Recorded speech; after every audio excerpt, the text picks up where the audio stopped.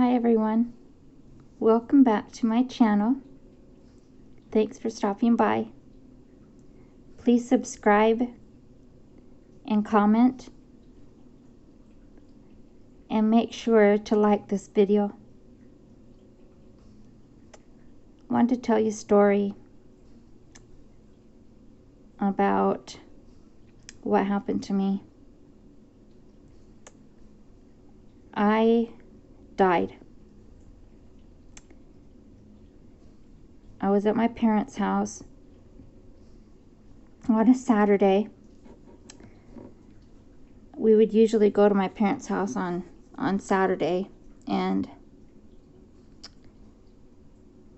this was at a time, I'd say this was probably, 10-15 years ago, when they got the newspaper. My parents would, and they got the newspaper for a while, not looking at the online stuff.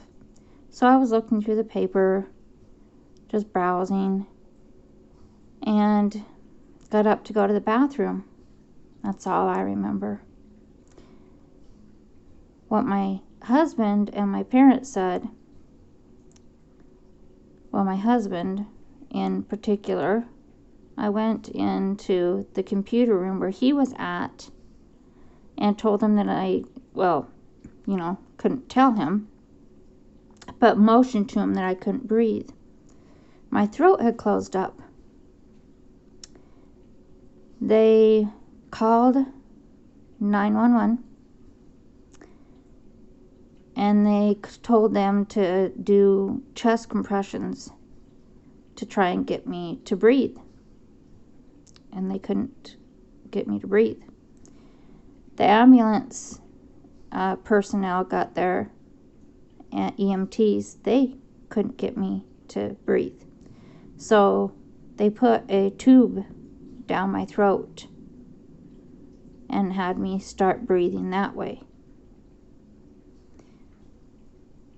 Then I was in the hospital for about a month after that. They couldn't determine what happened. My throat closed up and I couldn't get air. I probably didn't breathe for a couple minutes, maybe longer, depending upon how long the ambulance people got there and got the tube down my throat. They thought I was going to be brain dead. And if not that, then other neurological problems, things happening to my body and such. But I woke up and I was recovering, and my dad brought in a walker that he had from previous surgery to help me get around, and I'd use that walker with one of the personnel there, which was a physical therapist. But one evening, I was probably 3 weeks in, the nurse came in and said that I needed to take my oxygen off for 15 minutes and wanted me to get up and walk across the hallway. And there was a picture right there, right across on the wall, just outside my door in the hallway. And they wanted me to walk to that picture and then walk back to my bed. So I got up after being off of my oxygen for 15 minutes and walked to the picture with the walker. Usually the physical therapist puts a belt around me for safety reasons. Didn't have a physical therapist there. It was just the nurses at the time. They should not have done that. It needs to be a physical therapist to have me get up and walk. That was completely wrong protocol on their part. I started walking back to my bed and I fell backward, flat on my back. This caused a chain of reactions throughout my life that I have. It wasn't the card I did when my throat closed up. I had a cardiac arrest. That's what they called it. It wasn't that caused the chain of reactions through my life where I'm on disability now and everything just went awry. It was that fall initially. And I was lying there on the hard hospital floor and pleading with them to get me up because it hurt lying there on the hard floor. And they got me up and they didn't say anything, just put me back into bed. So I called my husband and I told him what happened. And he was upset. He told the hospital that the personnel that they needed to get an x-ray of my back and check me out. And so they got an x-ray, but I didn't have an x-ray previous to that because I had no health problems previous to having the cardiac arrest. I was 29 years old and no previous health problems. This caused a lot of damage in my back where there was 3 discs that got injured, and now it's gone to where they were broke, and then I've lost the cushion between 2 of them, and the third one remains fractured, and they do cause me pain all the time, every one of them, with debilitating pain. So I proceeded from going from the hospital into the rehabilitation hospital and was there for 2 weeks.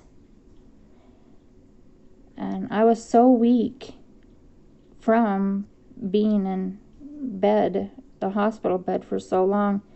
It took a lot of therapy to get me up and about and just, doing the daily tasks of life.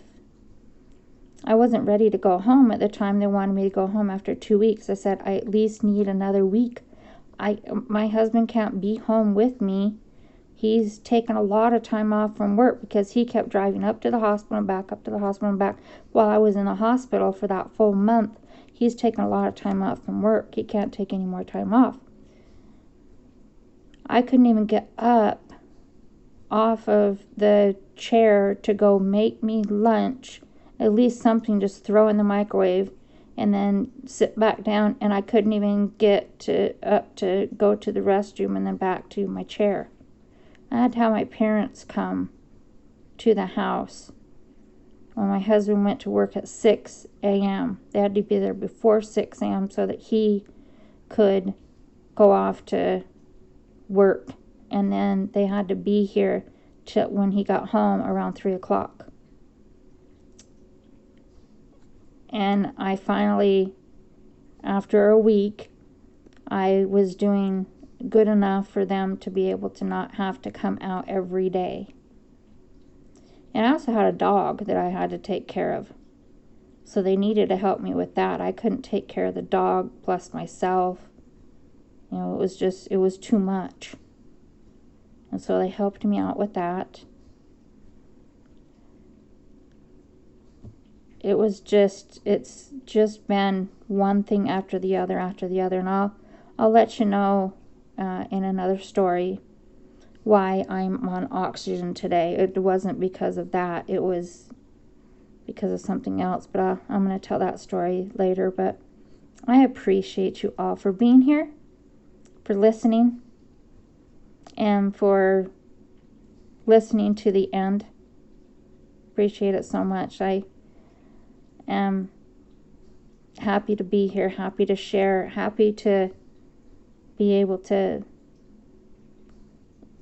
do this and to be able to, I want to do some cooking. I love to cook. And a funny thing about me, one more thing I want to share, I love to fold laundry too.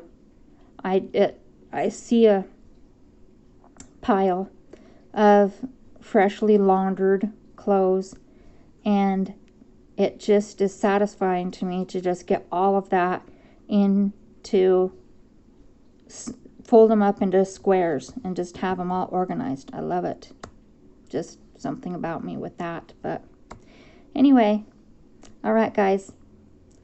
And like I said before, remember to like and subscribe, and have a happy day. Bye.